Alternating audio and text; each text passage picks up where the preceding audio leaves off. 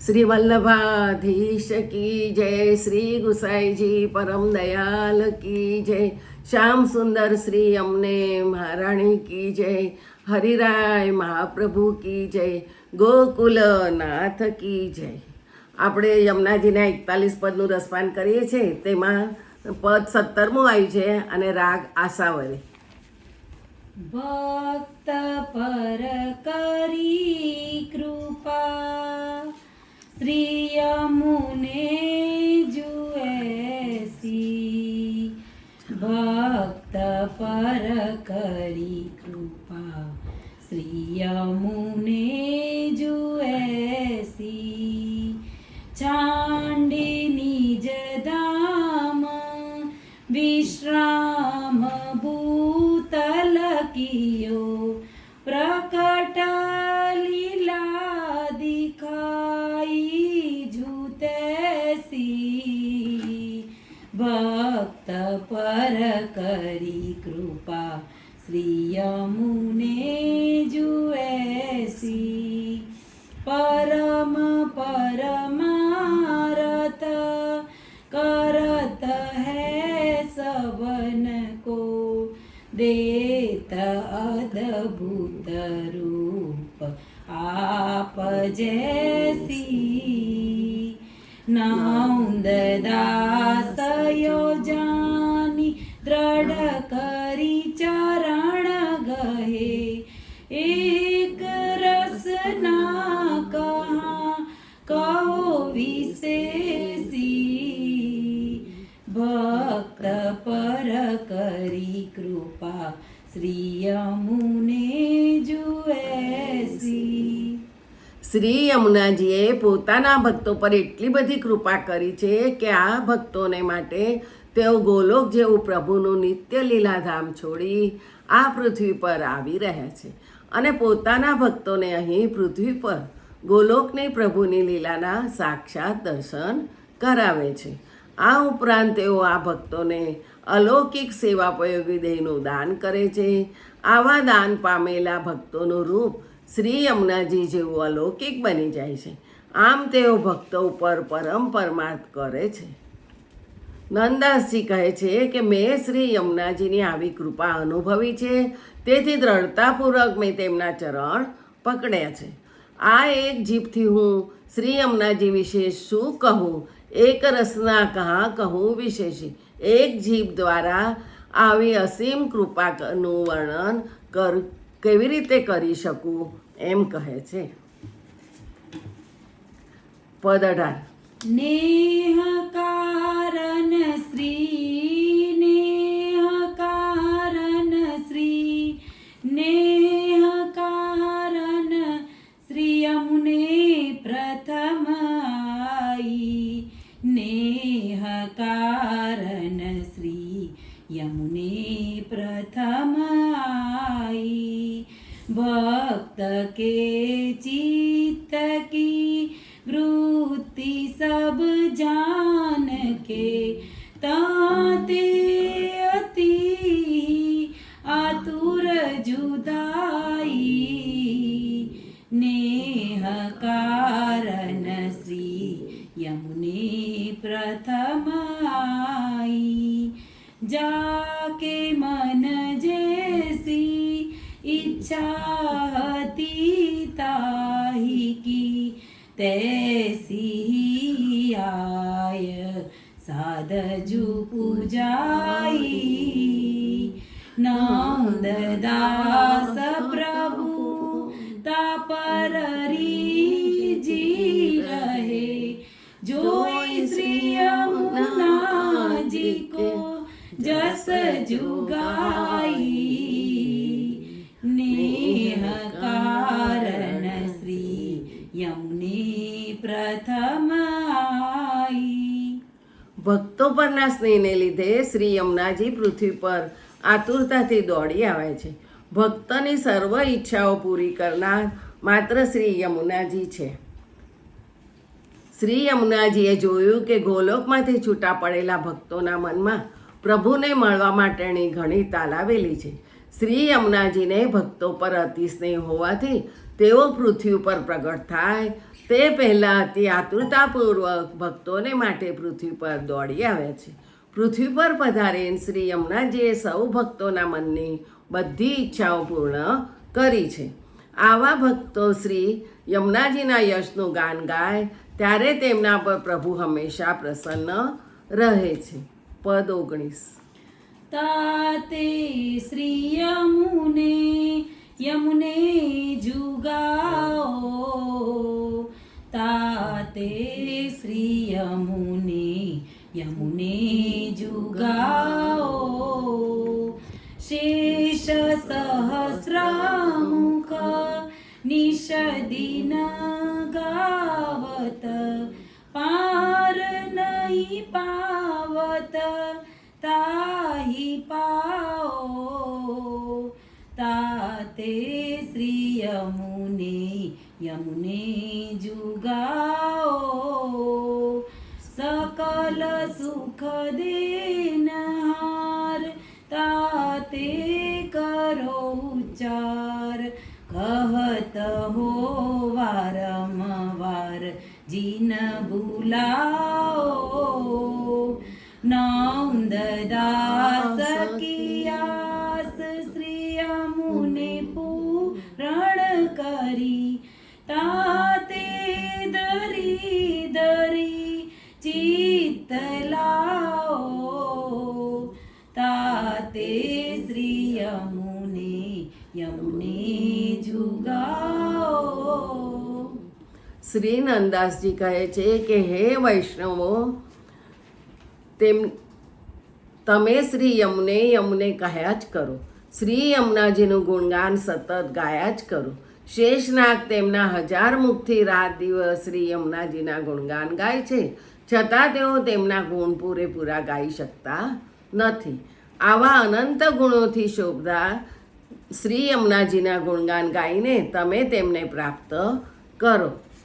શ્રી યમુનાજી સર્વ સુખોનું દાન આપનારા છે, માટે હું વારંવાર એક જ વાત કહું છું કે તમે આ વાત ભૂલશો નહીં. શ્રી યમુનાજીના ગુણ ગાયા જ કરજો. આ વાત મારા અનુભવની છે, કારણ શ્રી યમુનાજીએ મારા બધા અલૌકિક મનોરથો પૂર્ણ કર્યા છે.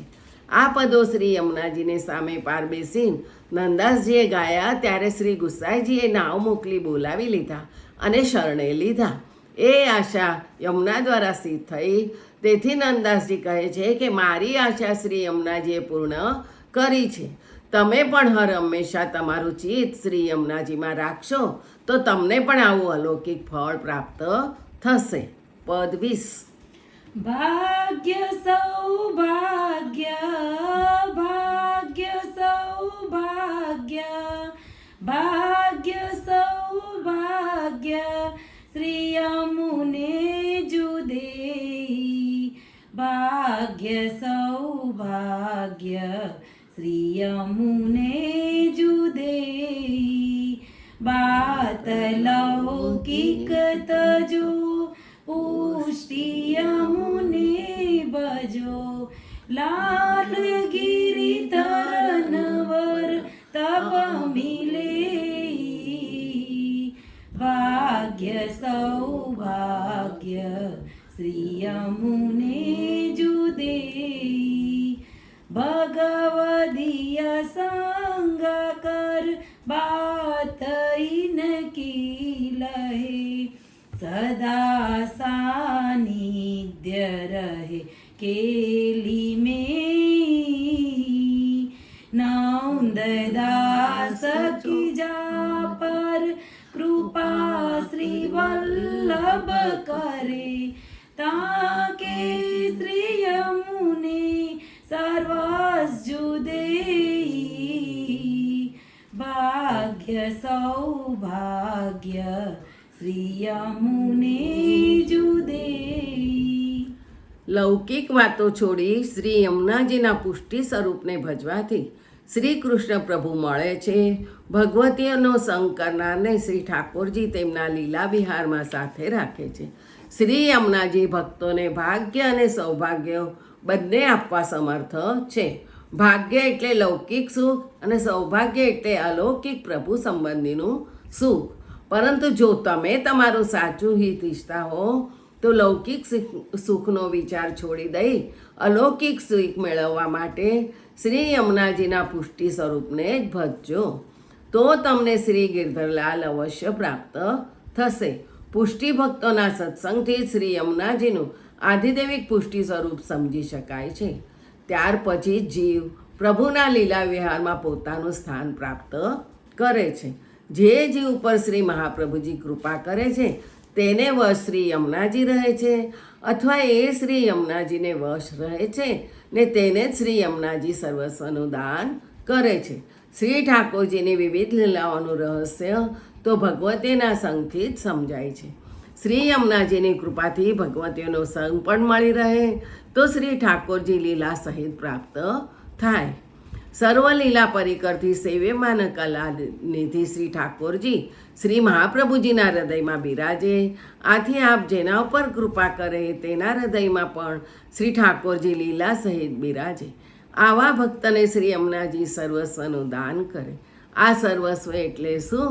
તો એમ સમજાવે છે કે રાસલીલામાં શ્રી ઠાકોરજી અને સકલ ગોપિકાઓના વિહાર સમયે જે સ્મરણ જલ પ્રગટ થાય છે તે સગળો દ્રવીભૂત રસ જળ લીલા સમયે શ્રી યમુનાજીમાં બિરાજે છે. આ શ્રી યમુનાજીનું સર્વસ્વ છે. કૃપાપાત્ર ભક્ત જ્યારે શ્રી યમુનાજીનું જળનું પાન કરે ત્યારે તેને આ સ્મરશ્રમ જલ સાથે સંગમ થાય છે. વળી તેને પોતાના આધિદેવિક સ્વરૂપના સ્મરશ્રમ જલની પ્રાપ્તિ થાય છે કે જે ભક્તનું પોતાનું સર્વસ્વ છે. આમ શ્રી યમુનાજી ભક્તને તેના સર્વસ્વનું દાન કરે છે કે જે શ્રી યમુનાજી જ વિશેષતા છે. અધિકતા, વિશેષતા અને અધિકતા બંને યમુનાજીમાં જ છે. હવેના 4 પદ સુરદાસજીના છે. રાગ તોડી. नाम महिमा ऐसी जो जानो, नाम महिमा ऐसी जो जानो, मर्यादादिक कहे लौकिक सुख लहे, पुष्टि को पुष्टि पथ निश्चय जो मानो, नाम महिमा ऐसी जो जानो, स्वाति जल बूंद जब भरत है जाहि में, ताहि में होत तैसो जुबानो, श्री यमुने कृपा सिंधु जानी, स्वाति जल बहुमानी, सूर गुण पुर कालो बखानो, नाम महिमा ऐसी जो जानो. શ્રી યમુનાજીનું નામસ્મરણ જે કક્ષાના ભક્તો કરે તે પ્રમાણે તેમને ફળ મળે છે. જેમ કે સ્વાતિ નક્ષત્રનું વર્ષાજલ જેમાં પડે તેવા રૂપ ધારણ કરે છે. શ્રી યમુનાજીના પુનીત નામનો મહિમા એવો છે કે જે જીવ જેવા ભાવથી તેમનું નામસ્મરણ કરે છે તેને તેઓ તે પ્રકારનું ફળ આપે છે. પ્રવાહી જીવ લૌકિક ફળ મેળવવા માટે નામસ્મરણ કરે તો તેને તેવું ફળ મળે છે. મર્યાદા ભક્તને સ્વર્ગાધિકનું ફળ મળે છે, પરંતુ પુષ્ટિ ભક્તને તો સાક્ષાત પ્રભુ સાથે રાસવિલાસનું ઉત્તમ પુષ્ટિ માર્ગે ફળ શ્રી યમુનાજી આપે છે એમ ચોક્કસ માનજો. જેવી રીતે સ્વાતિ નક્ષત્રમાં વરસતા જલબિંદુઓ જ્યાં ત્યાં પડે ત્યાં ત્યાં જુદા જુદા રૂપ ધારણ કરે છે. બિંદુઓ કેળમાં પડે તો કપૂર થાય છે, છીપમાં પડે તો મોતી થાય છે, સાપના મુખમાં પડે તો વિષ થાય છે. તેવી રીતે કૃપાસાગર શ્રી યમુનાજી સ્વાતિ જલના સમરૂપ છે. એક જ બિંદુનો મહિમા ઉપર કહ્યા પ્રમાણે છે તો તમામ સ્વાતિ જલના સમૂહનું શું કહેવું? સુરદાસજી કહે છે, આવા શ્રી યમુનાજીના ગુણરૂપી પૂરની હું કેટલી પ્રશંસા કરું. પદ 22. ભક્ત કો સુગમ શ્રી યમુને આગમ ઓરે, ભક્ત કો સુગમ શ્રી યમુને આગમ ઓરે, प्रातहि नाथ अत्यजात ताके सकल यमरात ताई हाथ जोरे, भक्त को सुगम श्री यमुने अगम ओरे, अनुभवी अनुभव कहाँ जानही, जाको पिया नहीं चित्त चोरे, प्रेम के सिंधु को मर्म जान्यो नहीं, सूर कहे काबयो देह बोरे, भक्त को सुगम श्री यमुने अगम ओरे. આ 22મા પદમાં શ્રી યમુનાજીના આધિભૌતિક જળ સ્વરૂપ અને આધિદૈવિક શ્રી મહારાણી જ સ્વરૂપ એમ બે સ્વરૂપોનું યશોગાન છે. અનુભવીને જ પ્રેમ માર્ગનો સાચો મર્મ સમજાય. શ્રી યમુનાજીનું આધિદૈવિક સ્વરૂપ કેવળ પુષ્ટિ ભક્તો જ સરળતાથી સમજી શકે છે. બીજાઓને તો તે અગમ્ય છે. તે સ્વરૂપ બીજાઓને સમજાતું નથી. મર્યાદા જીવો તેમના મહાત્મ્યને અને જળ સ્વરૂપને જ જાણે છે. સવારના પહોરમાં જે જીવો યમુના સ્નાન કરે છે તેમના બધા પાપ દૂર થાય છે. યમરાજા પણ તે જીવને હાથ જોડે છે, એટલે તે જીવની યમયાતના નિવૃત્ત થાય છે. પરંતુ આવા મર્યાદા મહાત્મી જીવોને શ્રી યમુનાજીના આધિદૈવિક સાક્ષાત સ્વરૂપનો અનુભવ થતો નથી. એ અનુભવ પુષ્ટિ ભક્તોના સંગ સિવાય શક્ય નથી. જ્યારે પુષ્ટિજીવને પુષ્ટિ ભક્તોનો ઉત્તમ સત્સંગ પ્રાપ્ત થાય છે ત્યારે શ્રી યમુનાજી અને શ્રી ઠાકોરજી તે જીવને પોતાના સ્વરૂપાનંદનો અનુભવ કરાવી તેનું મન હરી લે છે. શ્રી સુરદાસજી કહે છે કે પ્રેમ સાગર શ્રી યમુનાજીના સ્વરૂપનું આ રહસ્ય ન સમજીએ તો ખાલી તેમના જળમાં દેહ બોળવાથી સ્નાન કરવાથી શું વળવાનું છે. માટે કહે છે, અજાણે અધર્મી નાહી ગયો તેનો માએ કર્યો ઉદ્ધાર. આ ફળ ઉપરના ફળની સરખામણીમાં તો તુચ્છ છે. એથી તે તુચ્છ ફળ જ મળશે, વિશેષ અલૌકિક લાભ મળશે નહીં. પુષ્ટિમાર્ગીય અનન્ય ભક્તોને જ યમુનાજીના કૃપાસાગર આધિદૈવિક સ્વરૂપનો જ અનુભવ થાય છે. બીજાઓને આ પુષ્ટિ સ્વરૂપની ઝાંખી પણ દુર્લભ છે. પુષ્ટિ ભક્તો જેમણે પહેલાં મૂળ લીલામાં આ રસનો અનુભવ કર્યો છે તેવા અનુભવી જીવો ભૂતલ પર પણ શ્રી યમુનાજીના પુષ્ટિ સ્વરૂપનો અનુભવ કરી શકે છે. જેમનામાં પુષ્ટિ બીજ નથી એવા જીવો આ રસરૂપ સ્વરૂપને શું સમજી શકે. શ્રી યમુનાજી પુષ્ટિ ભક્તોને વ્યસન દશાના સ્નેહનું દાન કરી તેમના ચિત્તને ચોરી લે છે. અન્ય સ્નેહીન જીવો પણ આપના હૃદયમાં ભક્તો માટે ઉભરાતા સ્નેહ સાગરનો મનમાં શું સમજી શકે. જીવો આપના જલમાં દેહ બોળે તેથી કંઈ આપના સ્નેહને ઓળખી શકે ખરા. સ્નેહ માર્ગના પુષ્ટિ જીવો તો આપના રસરૂપ જલમાં લૌકિક દેહથી સ્નાન કરવાનો વિચાર સ્વપ્નમાં પણ ન જ કરી શકે. પદ 23. ફલ ફલિત હોયા ફલ રૂપ જાને, ફલ ફલિત હોયા ફલ રૂપ જાને, देखी हूँ ना सुनी ताही किया पुनी, ताकी बात कहो कैसे जुमाने, फल फलित होय फल रूप जाने, ताही મૂલ નગદીજીએ જોઈની કે કરી પરખી જાને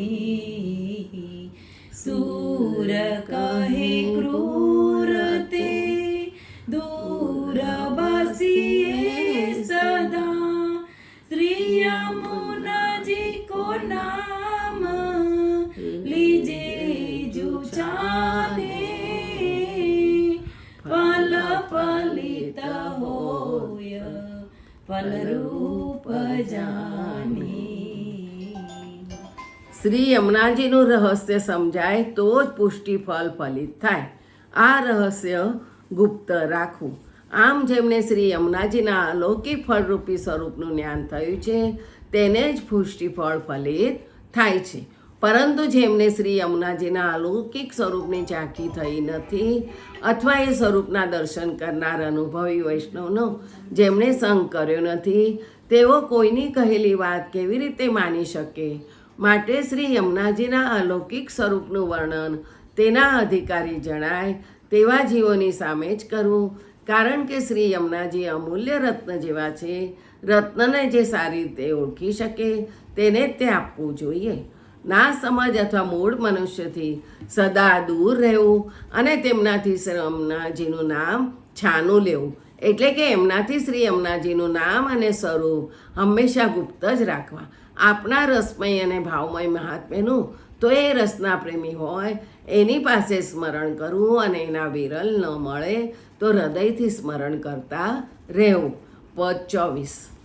श्री यमुने पति दास के चिन्ह न्यारे श्री यमुने पति दास के चिन्ह न्यारे भगवती को भगवत संग मिले रहे जाके बसत प्राण प्यारे श्री यमुने पति दास के चिन्ह न्यारे गूढ़ श्री यमुने बात सोई सब जानही जाके मन मोहन नैन तारे सूर सुख सार निर्धार वे पावई जा पर होय श्री वल्लभ कृपारे श्री यमुने पति दास के चिन्ह न्यारे. ભગવતીઓનો સંગ મળે તો તે ભગવાનના સંગ સમાન ગણવું. શ્રી વલ્લભની કૃપા થતાં જ ભક્તને અલૌકિક સુખ મળે છે. શ્રી યમુનાજી અને શ્રી ઠાકોરજીના ભક્તોના લક્ષણો અન્ય જીવો કરતાં જુદા જ છે. તેમનું એક મુખ્ય લક્ષણ એ છે કે તેઓ હંમેશા ભગવતીના સંગમાં રહે છે અને તેમના હૃદયમાં તેમના પ્રાણપ્રિય પ્રભુ બિરાજેલા હોય છે. ભગવતીના સંગને તેઓ ભગવાનના સંગ જેવો ગણે છે. આવા ભક્તોના નેત્રોની કીકીમાં શ્રી મદન મોહન પ્રભુ બિરાજે છે. તેથી તે ભક્તોને શ્રી યમુનાજીની લીલાની અતિ ગૂઢ વાતો પણ સરળતાથી સમજાય છે. જેમના ઉપર શ્રી મહાપ્રભુજી કૃપા કરે છે તેમને અવશ્ય આ અલૌકિક સુખના સાર તત્વરૂપ શ્રી યમુનાજીની પ્રાપ્તિ થાય છે. બીજા પદ કાલે લઈશું. કુંભનદાસનું આવશે.